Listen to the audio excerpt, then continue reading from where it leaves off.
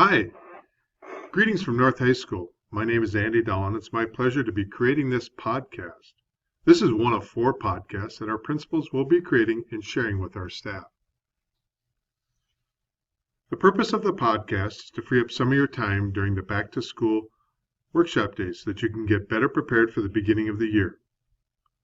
The second purpose of the podcast is to give you that flexibility to listen and to reflect at a time when it's convenient to you. The objectives for the podcast is to share information which includes our 16-17 theme, the professional development plan, the observational emphasis, new counselor alphabet breakdown, and a few reminders and a review of a couple of policies. In 2013, we adopted a phrase that every student needs a champion.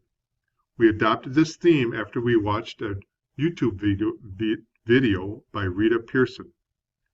Rita was a teacher who had made a difference with her students every day.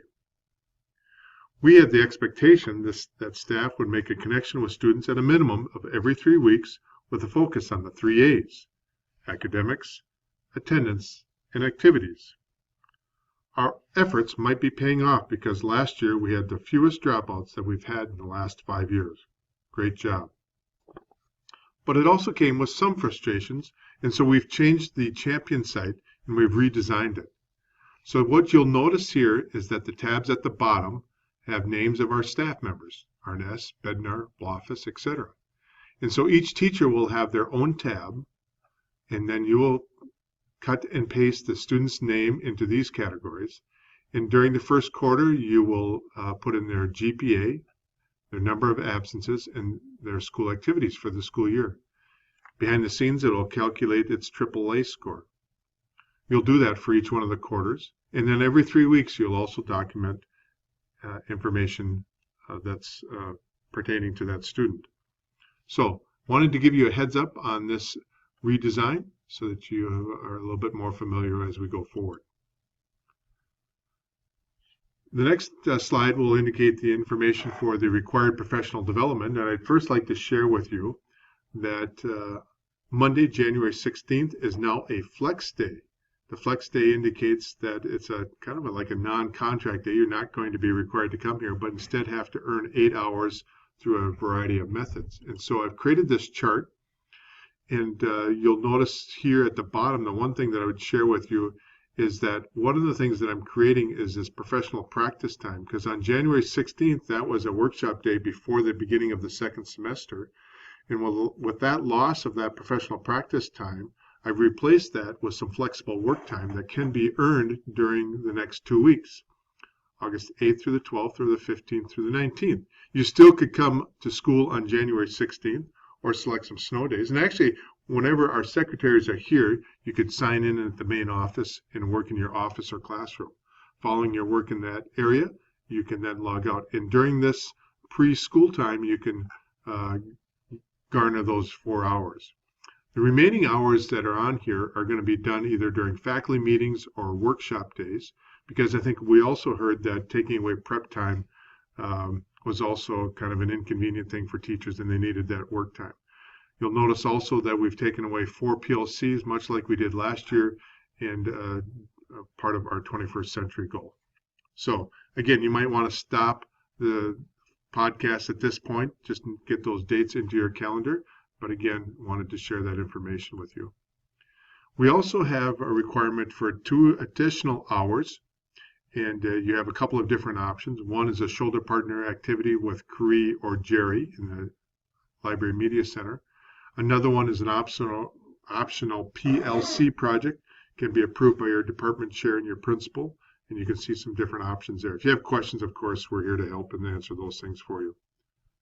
So again, those are our requirements for the professional development activities for 2016-17. We won't spend much time on this observational emphasis, but it's similar to past years. Last year, as you might recall, that we had 6 elements that we reviewed during our Marzano Mondays. And so we're going to continue with those 6 elements. We're going to add 7 or 6 more. So we'll have a total of 12 elements that will focus in on the year. But you'll notice over here, there's the learning goal and feedback, much of what we did last year, establishing rules and procedures, interacting with new knowledge, engaging students and what are the things that we do with that, and then this whole category about formative assessments. We've also added this category about school initiatives. We know we spend a lot of time with that. We're trying to mesh the observational emphasis with our other school initiatives. So our SIP goals and our sharing of information about the UDP process, again, that is something that we're going to tie into our observational emphasis. The next screen is really talking about the new counselor assignments. First of all, we have Lauren Trefethen, who is our newest counselor. So we went from 3 to 4 counselors this year. So we've also changed the alphabet group just slightly to even out the caseload. So Terry is going to have the alphabet group A to F. Lauren has the alphabet group of G to K. Janelle has all of the L's and now through R, and Kate has the S through Z. Again, what an outstanding counseling staff that we have here, and Lauren's joining 3 excellent staff members here.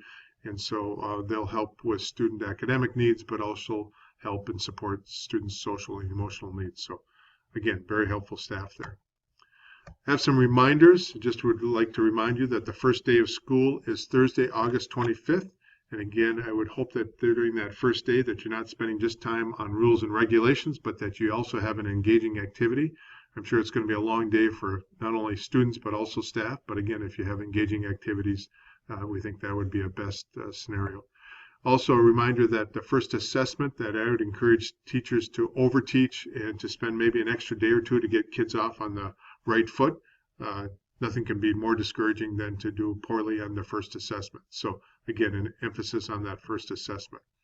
At the beginning of the year, we also are going to put in your mailbox a complimentary PTSA membership. Normally, I only get about 30 to 40% of the people returning that membership form. So I'd again encourage everybody to turn that in. It's a complimentary thing. It only requires you to fill it out. And again, it gets your name on a list of things for the PTSA. Our requirement that all staff wear their IDs. So again, if you've lost those, you need to get a picture taken and replacement. And so see Sandy in the main office. But again, we expect staff to wear that. Also, you'll be getting a Google document that we ask that you give us your office hours. We have 2 options there, either a 7:30 start or a 7:50 start. And again, it kind of depends a little bit about what your preferences are. But again, we'd ask that you fill that out when you see that. Also, the Ufta Taco Luncheon has been replaced by a pulled pork Texas type atmosphere there. So again, I'm going to ask your answers about what food choice you have so we can better prepare for that. I want to review a quick policy on profanity. Just a reminder that we do have a kind of a policy that we've created with regards to consequences for the use of profanity. And I'll put a copy in your email folder, but if it's directed at a staff member, please report that. And again, we end up suspending the student. If it's a slippage thing, again, we ask that you address that. And again, report that person to the main office, and there is an out-of-school suspension for the remainder of the day. Or if things are directed at another student, please share that information with us.